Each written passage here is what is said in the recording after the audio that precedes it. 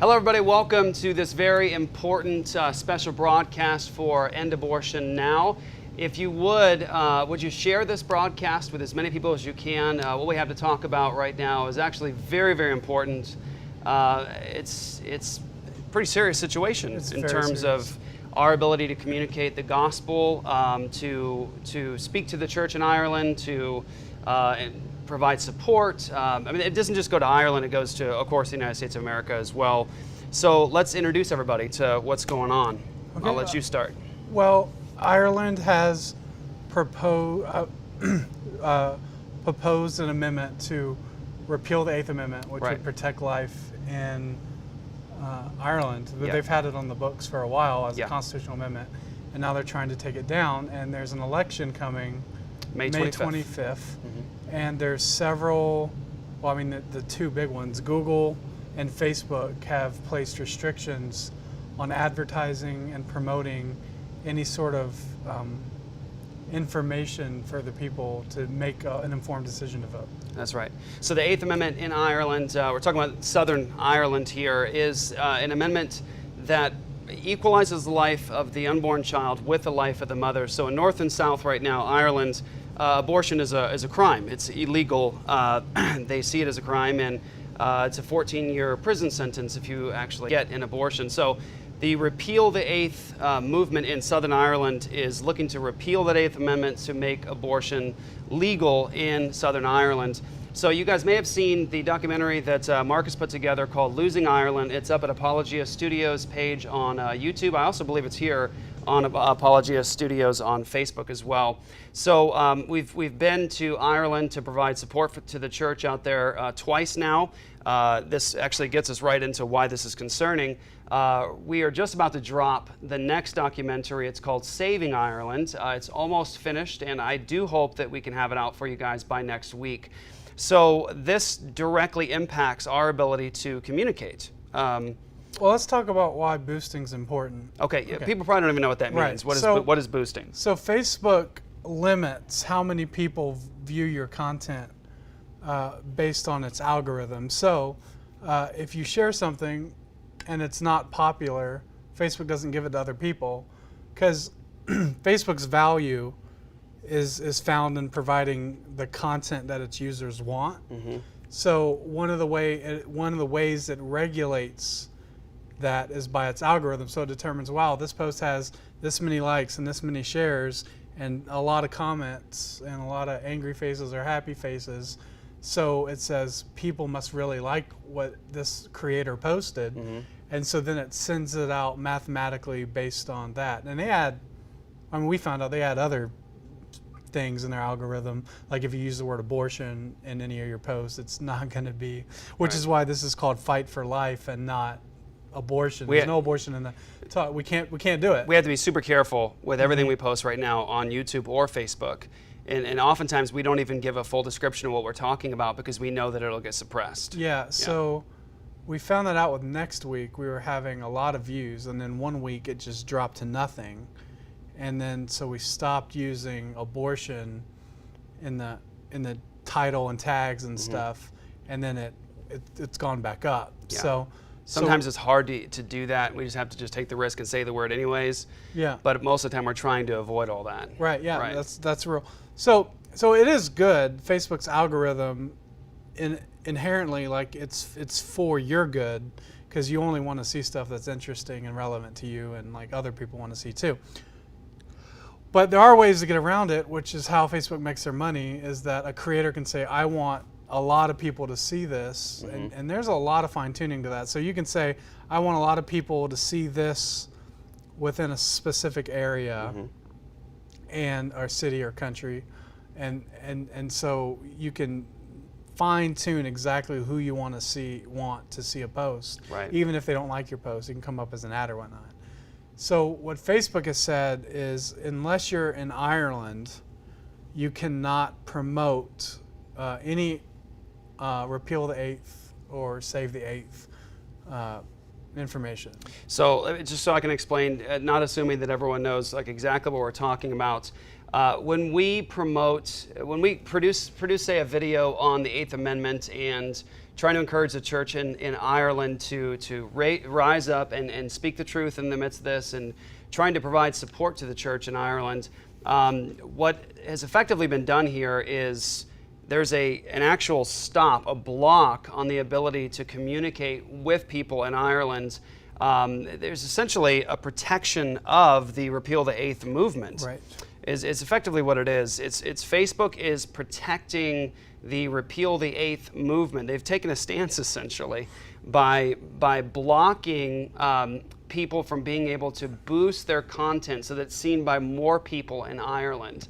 So in regard to our effort to bless the church in Ireland, to help them and to provide support to them, this is essentially a block of our ability to be able to boost content, to be able to be seen by more people in Northern and Southern Ireland.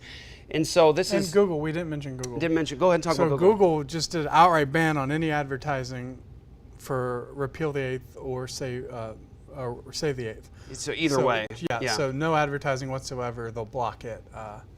And I think, well, first off, I think we should mention that they are their own company, so they can do what they want in terms of that sort of promotion and marketing. So they do have the right to do that. We agree with private property rights. We're not arguing that this is a violation of the First Amendment right or Ireland's right, or they can do whatever they want. But I think there's a deeper level of trying to influence elections as a whole that is corrupt, right? Especially towards a certain political spectrum. Yeah. And there's evidence of that. We can get into that later. But what I think is like most important is that the people who are watching know how the algorithm works, because you can hack it, and you hack it by commenting, sharing, and liking, and sending it to friends, posting it in all your Facebook groups. Just make it popular. Right. And so then Facebook automatically will say, "Hey, this is interesting, and people want to see it." And so then they'll share it. The people can boost something on their own, without the creator having to pay for it to be boosted. It can become organically viral. Yes. Yeah. So all that has to happen for that is for people just to share it. Right. So we have nearly 40,000 Facebook likes, 100,000 YouTube subscribers, and there's people watching on YouTube now, and Facebook and Twitter. And so when that drops, we just share it. Right. Like, comment, interact. We'll probably live stream it. Yeah. So you'll be able to comment during the video itself, and we'll get those dates. But it's really important that people tune in for event television on the internet and interact and watch and share, because that Facebook doesn't have a way to block that without manually going in and doing it. Facebook doesn't have a person at a computer sitting behind a computer watching every video that happens and deciding whether or not they're going to share it. That'd be impossible. Yeah. So it's all based on algorithm. Yeah. So if people are liking happy, sad faces, crying faces, if they're commenting and sharing, Facebook goes, "Oh, popular video, let's make sure everybody sees it." Right. Now, the way that you mentioned to get around if a video needs to be seen, but it's not necessarily being seen by a lot of people or popular commenting, is that we can actually go in and we can boost content. We pay to boost the content so it's seen by a certain segment that we want it to reach. Right. And what is happening here with Facebook is that Facebook is blocking our ability to make sure that as many people in Ireland see this as possible. Right. They're stopping it. Right. I think that should scare Christians, that the two largest distributors of content, Google and Facebook, and Twitter too. Twitter's notoriously awful. They're specifically blocking election stuff. We're dealing with the elections and stuff. So when you look at like the printing press or the internet in general, those two things have provided a way for the common person to be able to get information and make informed decisions when voting. Right. And now Facebook is saying, and Google is saying, we don't want people to make informed decisions, and then we're going to determine what's fake news, or we're going to determine all all the other things, like what is fake news? Right. Who determines that? Right. And even worse, when Zuckerberg was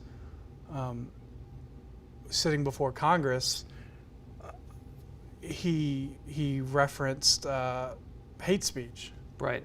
And I think was it Ted Cruz that asked, "What do you define as hate speech?" Yeah. Or, Yeah. So It was yeah, Cruz. it's like, what is hate speech? And so I think we know, anything dealing with abortion is considered hate speech. Anything dealing with homosexuality, Yeah, transgender gender issues. stuff, anything, that's all considered hate speech. So it's not just like they're essentially saying we just want to ban all election boosting. They have a specific goal in mind. Yeah. And I want to talk about the WikiLeaks thing real quick. Yeah, Okay, go ahead. Yeah, just do that next. So essentially, well, I think what's happening here, and I think many of you will agree with this, these liberal media organizations don't want to see another 2016 situation where you have the common people essentially controlling an election by sharing their own independent content. The major media is not controlling media any longer. Right. It's the common people with a YouTube channel or small independent organizations. That's the problem. So CNN Right. can say something, and nobody takes it seriously because you have 20 other Right. CRTV programs or Apologia or Independent whoever news people- sources. Independent news sources Yeah. go, that's not true. Right. And then they say, well, that's fake news or that's Russians or, Right, or exactly. whatever. Yeah. And so like that, I think that's the key. Like there's a sense with like the mainstream media that they're looking at what's happening on the internet with even like with Netflix, like ABC, CBS, and NBC, like they're like, oh man, like all the television's going to ABC, CBS, and NBC, and like the cable companies are like, oh man, like nobody's buying cable anymore. They're just getting Netflix and HBO package, Right. and that's their whole Right. thing.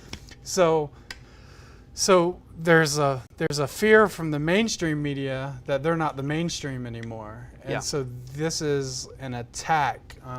It's a propaganda war, is what It it is. is. It is. It's a fight for control over the conversation. It is. That's And right. so, So I want to say with that, they don't want to see a repetition of what just happened in the last election cycle. I think that from their perspective, they're saying, we learned our lesson.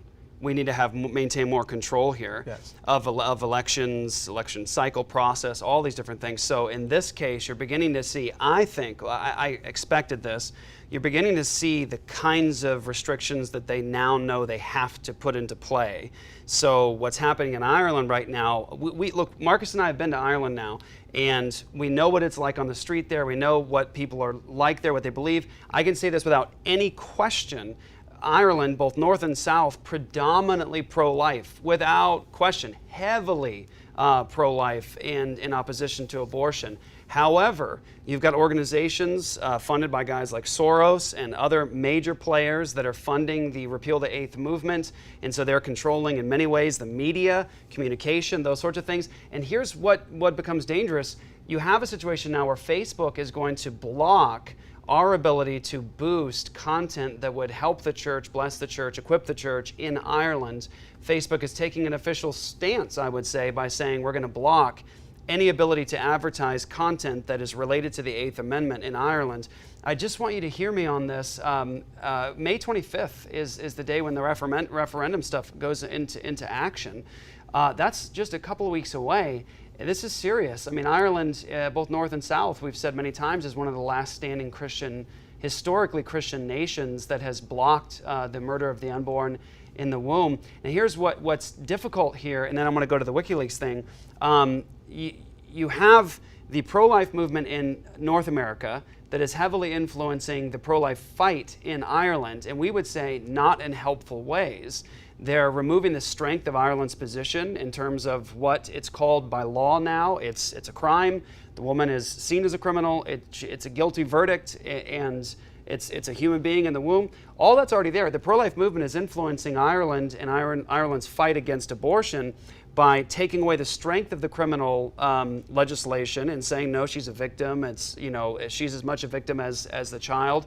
So then you also have the pro-choice movement in America that is funding a lot of the fight for the repeal of the Eighth Amendment in Ireland. So there's a lot happening here right now, and the danger here is that we now know we have to face an organization like Facebook that's specifically taking a side and blocking the ability to communicate. And again, I'll just stress what Marcus just said. I believe with all my heart, Facebook is not community owned. It's private property. It's somebody else's property. And I respect the rights of any person over their own property to do with it as they please. That doesn't mean, however, that the community that utilizes the service has to agree with that or has to keep their mouth shut when it happens. This is a service provided for people, and the people and their happiness and their enjoying the platform itself is the main thing. So if the people will actually speak to the creator of the content or the owner and say, we're not accepting this, we won't buy it, we're not going to be using your service, then that changes the mind of the owner. Just say, for example, if you had a person who owned a business, local business in town, and they're being a jerk to all their customers, right? They're just rude, mean-spirited. They charge whatever they want for their, they charge, say, $20 for, for scrambled eggs and a piece of bacon. They can do that all they want, but it doesn't mean the community has to eat there. And it doesn't mean the community has to keep their mouth shut, or it doesn't mean the community can't speak out to one another saying this is an awful thing, what bad service. And that's what's so great about like the ratings you do online, give them a bad rating. Well, in this case, you've got Facebook, private property, it belongs to them, they can do what they please, but they're telling us that they're taking a side on this issue, and they're essentially going to help the repeal of the Eighth Amendment movement. Yeah, the free market, the power of the power of the free market is in the consumer and not in Zuckerberg, right? All the power that Zuckerberg has is because the consumer has given it to him. That's right. And so it's not like the liberals say, well, the 1% are running everything. That's not true. That's not true. Right. It's the consumers that are running everything. That's just how things work. And so it is a free market, but being in favor of a free market, there's also being against crony capitalism. Yes. And so that's the issue at hand. And now I'm going to bring up the WikiLeaks thing. Well, while you're pulling it out, I'm just going to pull up. I don't want to look like I'm ignoring what's happening here. I'm actually just going to pull up for comments here, guys. Feel free to ask any questions. The main thing, if you're just tuning in right now, we need your support. As Marcus pulls it up, such a blessing. All of you are such a blessing to us. Many of you guys prayed about this ministry. You gave financially towards this ministry. Some of you guys are now for the second year. If you saw this week's episode of Next Week, you remember that we put up the headline of an article right here that was on Yahoo's cover page. And Yahoo gave a story about how there was a study done that 2017 saw a massive surge of people going to the abortion mills. That's 2017. Like, they couldn't believe what hit them. Well, that was the year of End Abortion Now, the year where we actually launched End Abortion Now, and all the churches started going out, and we were providing resources and support and those sorts of things. And so that you see that it is changing things. It's changing the conversation. They're taking notice. So many children were saved. It was just such an incredible blessing. In this particular case, we need you. We need your help in a big way. What we have to say in the End Abortion Now documentary going into Ireland doesn't just affect Ireland. I want you to know that. Well, the content, the center of it, the principles behind it speak directly to the failure of the pro-life movement, the need to change how we approach ending abortion, and of course the emphasis is on the Eighth Amendment in Ireland, but it all works together with what's happening just internationally with abortion. So we need your help. Before Marcus talks about the WikiLeaks thing, I want to say that we're about to drop this film, and we need you guys to partner with us by liking it, sharing it, making sure more people get it, because here's the nature of the case. We're going to try to find creative ways around this, but as of right now, we can't take advertising dollars and put it into the video to make sure that it's getting into the hands of everyone in Ireland. We can't do that at this point because Facebook is blocking us. So we can't provide the kind of support we want to the church in Ireland. which means that we really need you to help us do it. We need you to, when you see it, share it with everyone you can. Again, like and comment, all those things matter. If you have friends in Ireland, make sure that they get it into their hands. Make sure you communicate to them that Facebook is blocking the ability to advertise this video. So if they could share it in Ireland with as many people as possible, we just really need you to work together with us to make sure that this is used to bless the church in Ireland. Go ahead. So a lot of people remember that when Trump was running for office, there was a major breach of security with John Podesta's emails. And John Podesta was Hillary Clinton's right-hand man, his campaign organizer, her top guy. And in one of the emails, I was reading a lot of those emails when it came out, and I was looking for like keywords like abortion. I read like Cecil Richards' emails to Hillary Clinton, like those sort of things, looking for anything that would be, kind of helpful to figuring stuff out. But I read this one email, and this is from Facebook. It's from, I think, Zuckerberg's assistant. Okay. And it's addressed to John Podesta. And he says, Mark is meeting with people to learn more about next steps for his philanthropy and social action, and it's hard to imagine someone better placed or more experienced than you to help.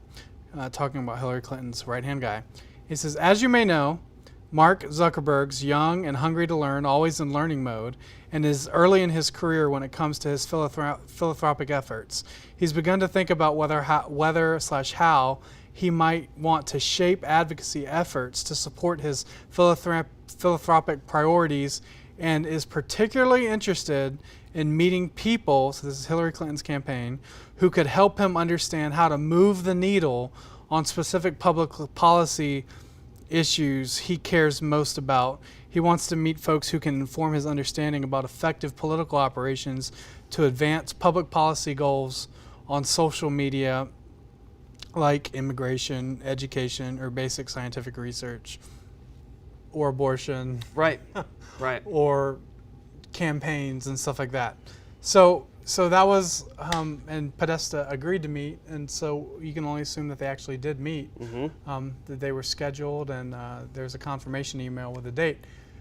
So there's a record of Zuckerberg saying specifically that he wants to use his platform to advance his political ideology. Yes. And yes. so that's where we say, well, they're free market, yes, but now that's crony capitalism, because you want to work with the government to find a way to figure out how you can, change things. And so now when I hear Zuckerberg talking about how he wants to make sure that his platform is never used to influence election again, that's very concerning. Right. And I would hope that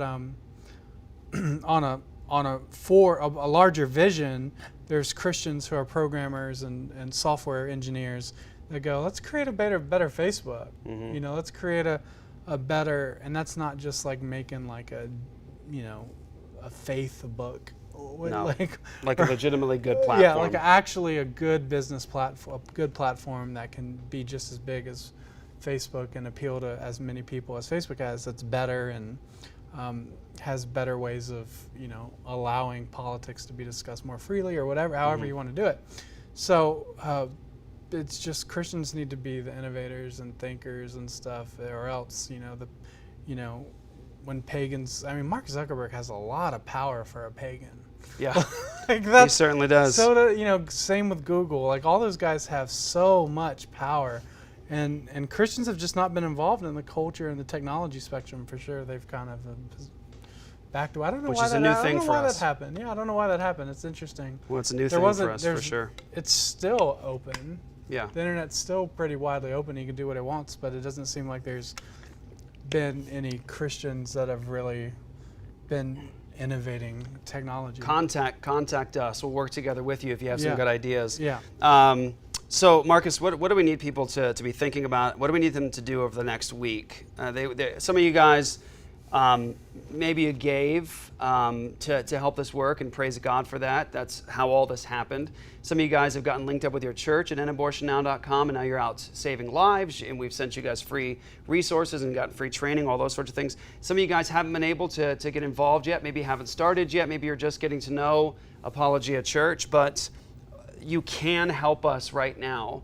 What we're going to drop next week relates completely to our fight against abortion in America, but of course it's very specific to what's happening in Ireland. So Marcus, what can people do to really be a part of this with us? I mean, genuinely to be a part of this with us.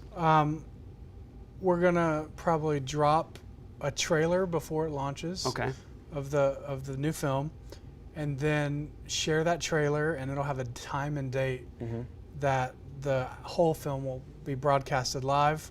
We just set up. We got new internet in the studio. Yes. And we just set up a way we're gonna live stream to Facebook and YouTube and Twitter, as many platforms as we possibly can now, all at once. So next week will be on YouTube and Facebook and Twitter, and so there's going to be a lot of live streaming content.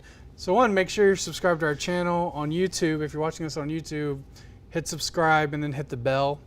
That'll alert you to any notifications. And then on Facebook, I think if you hit like or follow, it'll give you an option that you see Apologia Studios content first, and that's a way to guarantee that you're seeing the content. And then also, I think we should just ignore, like a lot of people might hear this and they just feel defeated. I would say you should do the opposite and just keep sharing more repeal of the Save the Eighth stuff, more pro-life stuff in Ireland, help them get the word out. There's Ireland podcasts out right now? Ecclesia. EIR, Ecclesia, those guys are talking about abortion and all that stuff. So, Ecclesia podcast. It's our friends in Ireland, Yeah. So they started a podcast specifically to deal with this issue. So subscribe to that, share, just get the word out to as many people as possible. You know, I think that I think it's just a moment of transparency here for the two of us talking to everybody. When I think there's potential for people, Marcus, I think to think when they see the two of us talking about, hey, share this with us, be a part of this with us, that's just something just we're broadly saying, like we don't really, there's no real intimate connection there between them and on our ministry. But can we just, I want to reiterate and sort of encourage everyone to be thinking about how much it means to us to have every one of them part of this ministry. I mean, are they really a part of this ministry? Is their participation in sharing a video really meaningful? Does it really do any damage? I mean, just talk about that for a minute, because I want people to know that when we say, please partner with us in this, that we genuinely see each person as part of this ministry. Yeah, so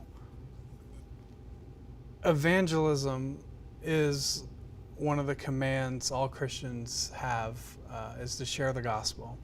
And so, you know, prior to the Tower of Babel, at the Tower of Babel, God actually shut down languages and separated everybody and made it hard for people to be able to work together. But then at Pentecost, you see a reversing of that curse, and you see that people are able to speak in tongues, which meant they could actually speak in the language of others. Right. And ever since then, just 100 years after that, paper was invented. Yeah. So I mention that because if you go from the Tower of Babel to Pentecost, there was no technological innovation for 3,000 years. I mean, the technological innovation was the ark, and then people were using papyrus for the whole time. And then you got to, paper, and then the printing press came along, and they're like, hey, we could use that Chinese invention. So then they used actual paper. And so there's just this continuing advancement of technology that aided in the share of the gospel. So you see it with the printing press, you see it with Samuel Morse and the telegraph, and then Cyrus Field, who did the transatlantic cable, which is how we get fiber optic cables now. It's the same process he invented for Morse code. It's how we got internet around the world. And the reason I say all that is because of the gospel, God has given us the ability to communicate broadly, quickly, and around the world instantly. Yeah. And it started at Pentecost, and it's been developing for 2,000 years. So when people say, well, I don't think sharing is that important, or like, I don't think it does that much, I would say that that's a denial of the commands of the Great Commission. So we're to share the gospel, and we can preach the gospel. We can share the gospel by sharing a video or sharing more. There's a lot of ways to share the gospel, and the gospel isn't just like the evangelistic message. The gospel impacts all areas of life, and so everywhere the lordship of Christ goes. Right, everywhere the lordship of Christ goes. So it affects abortion in Ireland. It affects abortion in America, and politics and economics and government, and the lordship of Christ. God's redeeming the entire world and all institutions in the world. Yeah. So I think sharing is important and it matters. And I think also a lot of times you'll see people with like platforms, say like Fox News, and you're like, oh man, Fox News, they don't ever speak accurately about the Bible when it comes to government, or CNN. And so you can look at that and go, well, I can change that. I can change that by sharing the content that I like, and creating a better organization. Yeah. And so that's online sharing is currency. So when you say I like something, it's as good as giving money to an organization. So because that's how their content is seen and stuff like that. So it matters a lot. It does. And I'll give you maybe one encouraging story about how this all works together. And thank you guys, for those of you guys who have been watching since the beginning of this little stream. Marcus and I are about to record an interview with somebody that's leaving Mormonism, and it's going to happen right here in the studio. We're very excited about it and humbled. You guys will be seeing that very, very soon. But I want to encourage you with just this word. The way this relationship began with this young man that's coming in here, and where he's at now in terms of what the questions he has, what he's thinking about in terms of turning to Christ. The reason this relationship started is because this guy saw content that was online.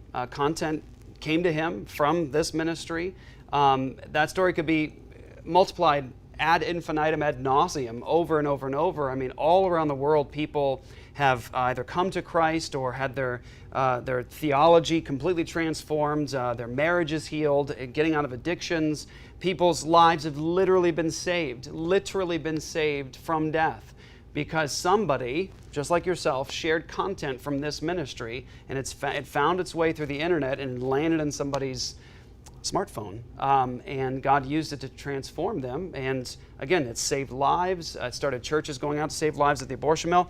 And in terms of what's happening in Ireland right now with the connections we have out there now, the way those connections formed was because people like yourself shared content from Apologia Studios.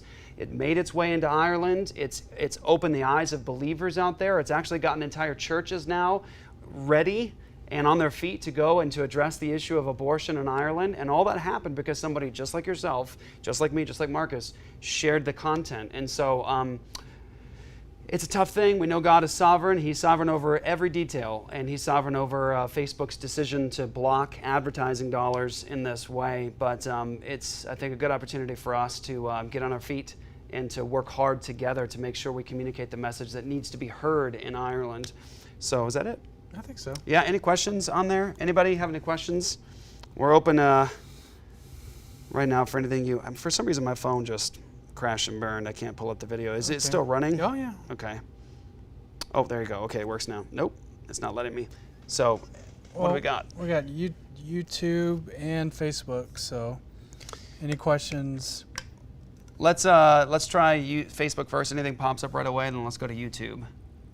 By the way, isn't it great? This is a second live stream this week that is going to YouTube as well, which is very exciting for us. Yeah, the YouTube comments are kind of... YouTube comments are always a little more interesting than our Facebook audience. Yeah. I'm not being able to pull anything up at the moment, so... For either one? No, go ahead and talk about something. I'll find So, let's see here. I think we should be able to get a trailer for the Saving Ireland documentary up maybe by Saturday. You might be able to see something, and the goal is to hopefully have that maybe go out Monday, the actual documentary out on Monday. So be on the lookout for that. This week's episode, if you didn't see it yet, this week's episode of next week was just a blessing to be a part of. Dr. Andrew Sandlin was, I think, my favorite interview so far we've ever done. I think it'll really be an encouragement to you and just maybe be a challenge to your thinking. This isn't a question, but it's a pretty interesting. She says, I live in Ireland. The radio is so biased, it's crazy. Yes vote is dominating the media, and it's so obvious the government is pushing this agenda. That's first hint for all to run the other way. I don't know. Yeah, we talked to people in Ireland this last time while Marcus was on his honeymoon. When we were there, what we heard from a number of Christians, both in the north and the south, is that in Ireland right now, you would think, based upon watching Irish television and radio, listening to the radio, you would think that Ireland is predominantly pro-choice. Yeah. But when you talk to the average Irish person on the street, they're like, no way. It was interesting. We had atheist taxi drivers that were absolutely on fire pro-life. You know, but it's interesting. So Sandlin talked about cultural Marxism, and that talk's going to go up on Friday. Next Friday. Okay. Andrew Sandlin has a talk on cultural Marxism that'll be posted. Part of our Apologia Academy. Yeah, and he talked about how Marx was only really focused on like political and economic. The economic, yeah. But prior to that, there was a guy, and I can't think of his name, but he was focused on the people. So if you can get the people, if you can indoctrinate the people with what you want, you don't have to worry about the politicians. Yeah. Right. So that's why they said schools. Let's take over the schools. Let's take over the media. Let's take over all these organizations. Yeah. That's why when you go to Ireland and you see all the media there is not representative of the people. The Marxists there are like, oh, don't worry, it will be. Yeah, it will be. Yeah. It will be, because they know that they can use the media to empower their political goals. Yes. And so, good news is we know that too. That's right. We do too. I was able to, just be able to pull up the YouTube comments. Bobby asks, how can I go about talking with my friends about getting together and learning and eventually going to abortion mills to evangelize? Well, I would encourage you, Bobby, to share some of the content we have on our YouTube channel of us doing evangelism at the abortion mills.